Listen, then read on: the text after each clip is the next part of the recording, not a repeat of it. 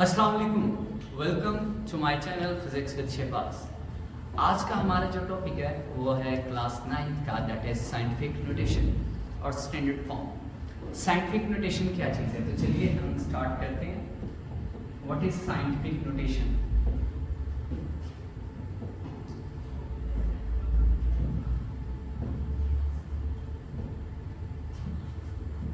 Scientific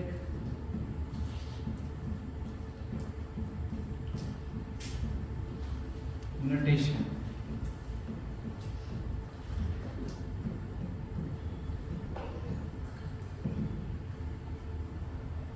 So what is scientific notation? Scientific notation क्या चीज है? Scientific notation जो है ये एक साइंटिफिक वे है, एक साइंसी तरीक़ाकार है जिसकी मदद से आप किसी बहुत बड़े नंबर को या किसी बहुत छोटे नंबर को एक सिंपल सी फॉर्म में इस तरह लिख सकते हैं कि वो आपको आसान लगे और आपके लिए याद करना बहुत आसान हो जाए। तो चलिए अब हम सबसे पहले इसकी एग्जांपल्स की तरफ चलते हैं, फिर हम देखेंगे कि साइंटिफिक नोटेशन को यूज़ कैसे किया जाता है, इस वे के अंदर किस तरह से नंबर्स को रिप्रेजेंट किया जाता है। ठीक है, तो चलिए अब हम देखते हैं इसकी एग्जांपल। जैसा कि सबसे पहले हम स्टार्ट करते हैं कि अगर हमारे पास लेट्स सपोज हम देखना चाहते हैं what is the size of the universe. Universe का साइज जो एक्सपेंड कर रही है वो अब तक कितना मतलब मैयर हो चुका है। लेट्स सपोज वो हमें जो वैल्यू दी गई है वो दी गई है, मैं यहाँ पे लिख रहा हूँ that is size of universe. Okay, what is the size of universe? It is 88 with 25 zeros. 88 with 25 zeros.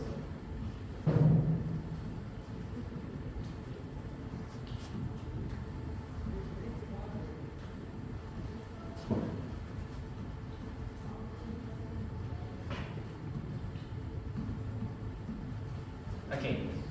तो ये हमारे पास 88 के साथ 24 जीरोस आते हैं, तो इसे हम नाम देते हैं कि ये आपके पास एक टर्म लिखी गई है size of universe that is in metres. अच्छा बच्चे, तो आपके लिए इसे याद करना बहुत मुश्किल है, मतलब इतने बड़ी टर्म को याद रखना एक बहुत टफ काम है।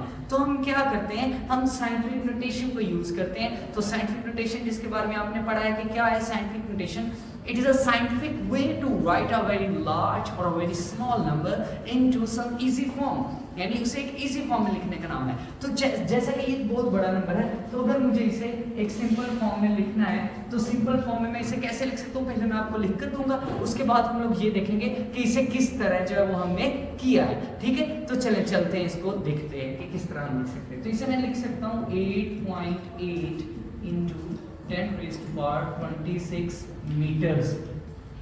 It is 8.8 into 10 raised to power 26 meters.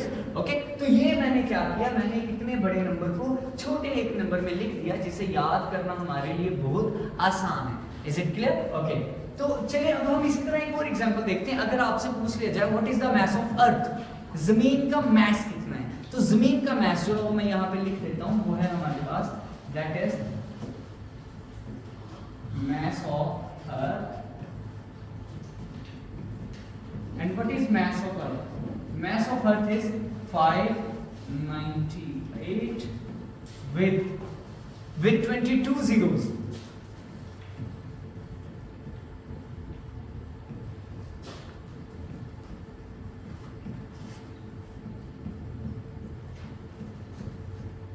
okay, and it is in kilograms। As you know the unit of the mass is kilogram। mass का जो यूनिट होता है वो किलोग्राम होता है, तो हमने mass of earth को किलोग्राम्स में लिखा। वो इट्स अ ह्यूज नंबर, ये एक बहुत बड़ा नंबर है। तो हमें इसे क्या करना है, हमें इसे एक बहुत सिंपल सी फॉर्म में लिखना है। ओके, तो चलिए अब हम इसे लिखते हैं। तो ये सिंपल फॉर्म में बन जाएगा आपके पास, it will be 5.98 into 10 raised to power 24 kilogram। That would be the mass of the earth in scientific notation. इसी तरह ये तो हमने देखा कि जैसा कि एक बहुत बड़े नंबर को और एक बहुत छोटे नंबर को आपने किस तरह से जो है वो इसके अंदर लिख लिया, ये बहुत बड़ा नंबर था, एक बहुत बड़ा नंबर था, आपने इसको लिख लिया इसके अंदर। इसी तरह एक छोटे से नंबर को अगर हमें लिखना पड़ता है तो हम उसे किस तरह लिख सकते हैं, तो चलिए अब हम उसे भी देख लेते हैं। कि हम छोटे से नंबर को किस तरह, जैसे कि छोटे से नंबर की बात करें तो आपको पता है कि एटम्स बहुत छोटे होते हैं। अगर हमें हाइड्रोजन एटम के न्यूक्लियस के यानी साइज को देखना हो तो उसे हम देख लेते हैं कि size of hydrogen nucleus, that is size of hydrogen okay nucleus, that is 0.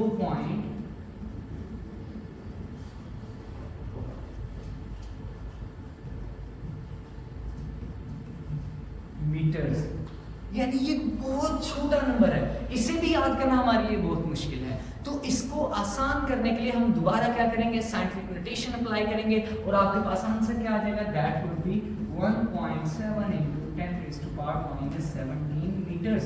ये बहुत आसान टर्म्स में हमने लिख लिया है। अच्छा ये हमने कर तो लिया है, लेकिन इसे किस तरह किया है हमें ये भी तो समझना है। तो एक्चुअली साइंटिफिक नोटेशन यही चीज है। तो चलिए अब हम डिफाइन करते हैं साइंटिफिक नोटेशन को और उसके बाद हम क्या करेंगे, हम साइंटिफिक नोटेशन के लिए जो रूल्स हैं उन्हें हम यहाँ पर राइट आउट करेंगे कि किस रूल के तहत आप किस तरह से किसी नंबर को लिख सकते हैं एक सिंपल फॉर्म में, ठीक है। तो चलिए अब हम देखते हैं हमारे पास जो साइंटिफिक नोटेशन की डेफिनेशन बनती है उसे हम यहाँ पर राइट डाउन कर लेते हैं, ठीक है। यानी पहले मैं यहाँ पर लिख लेता हूँ साइंटिफिक नोटेशन, साइंटिफिक नोटेशन। तो साइंटिफिक नोटेशन की डेफिनेशन क्या है हमारे पास, ठीक है। तो चलिए अब हम साइंटिफिक नोटेशन की डेफिनेशन को देख लेते हैं, ठीक है। तो साइंटिफिक नोटेशन की डेफिनेशन क्या है, it is an easy way to write a very small और a very large number into a simple form. Okay, a scientific way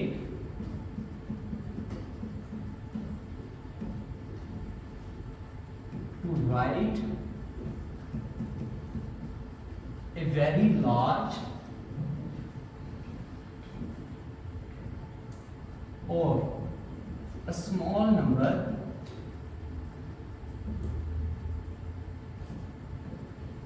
into a simple form।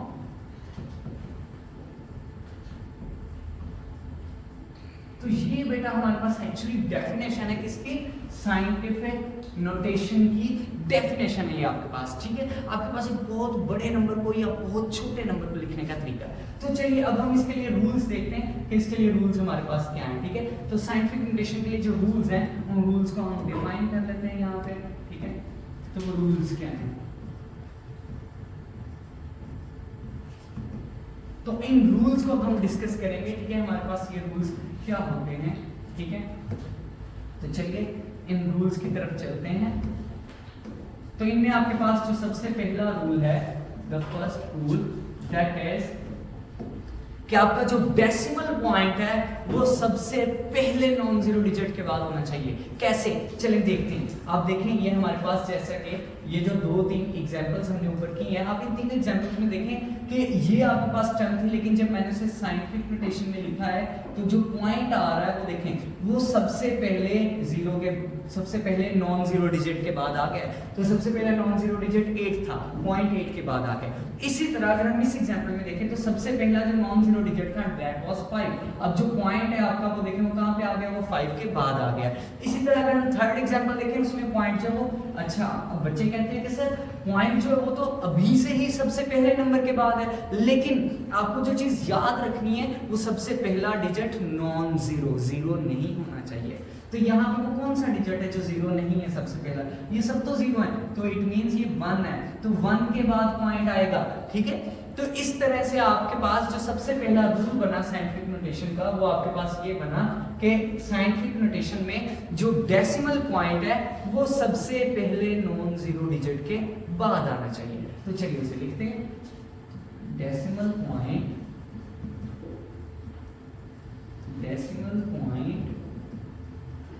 must be after first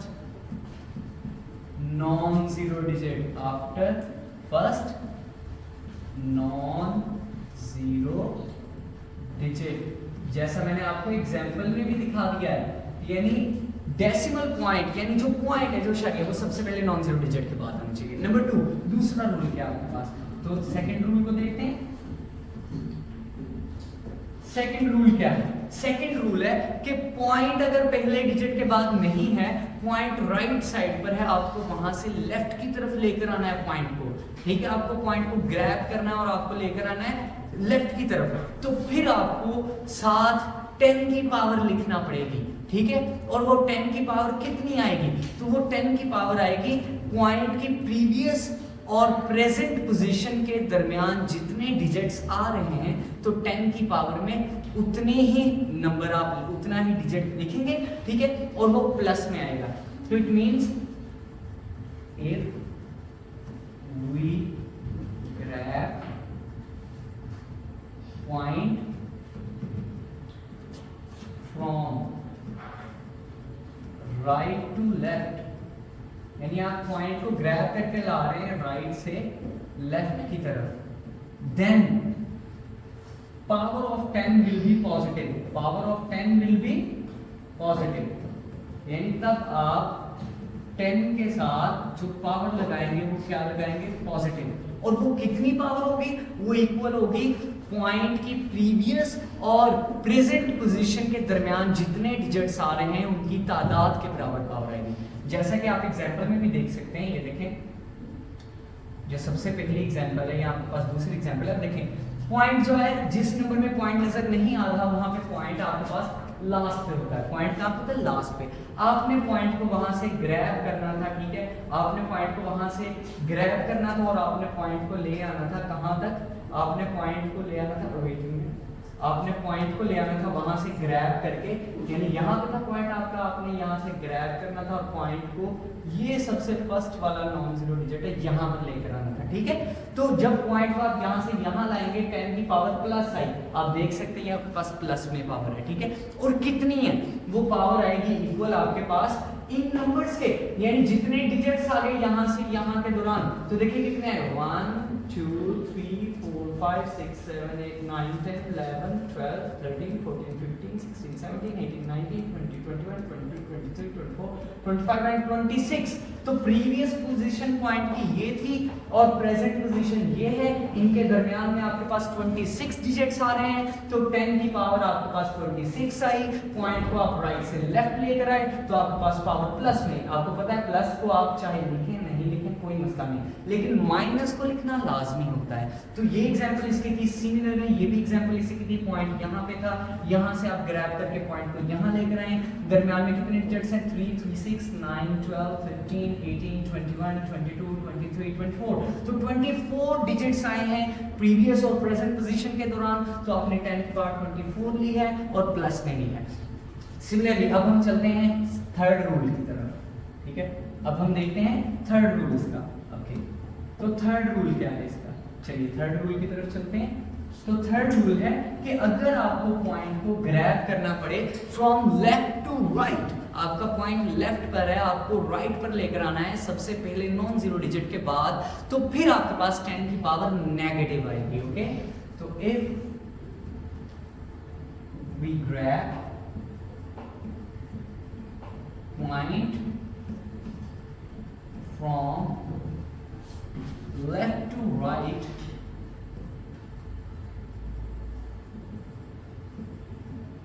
then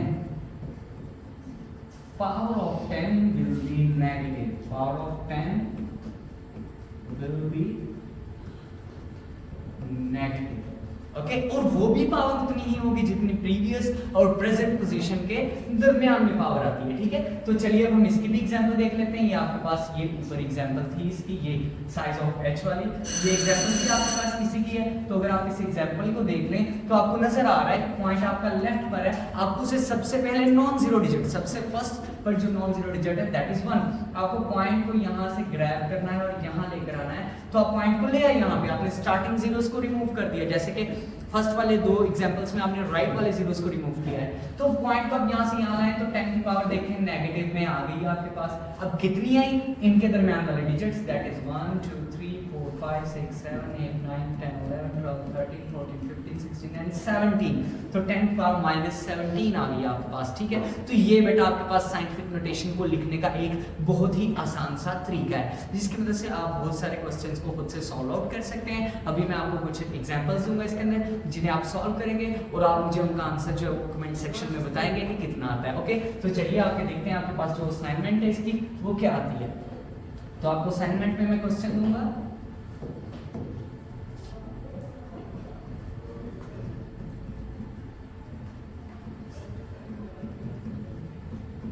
तो आपके पास assignment क्या है, आपके पास assignment है कि आपने scientific notation में लिखना है 3 क्वेश्चंस आपको दूंगा, ठीक है। Number 1 is 0.00032000, okay. उसके बाद आपने सेकंड नंबर पे आपने लिखना है 32450000, और उसके पास आपके पास थर्ड एंड लास्ट असाइनमेंट है, दैट इज 145920998, ठीक है। तो आप इनके यूनिट्स लगाने साथ, that is in metres, in kilograms and in newtons, okay. तो ये आपके पास 3 एग्जांपल असाइनमेंट के क्वेश्चंस हैं जिन्हें आपने सॉल्व आउट करना है। तो बेटा इंशाल्लाह हम मिलते हैं नेक्स्ट वीडियो में। अगर आपकी कोई क्वेश्चन हो, कोई कंफ्यूजन हो, तो आप उसे कमेंट सेक्शन में ज़रूर पूछ सकते हैं, और अपने इस वीडियो को, इस चैनल को ज़रूर शेयर कीजिए अपने क्लास फेलोज़ के साथ। अल्लाह हाफ़िज़।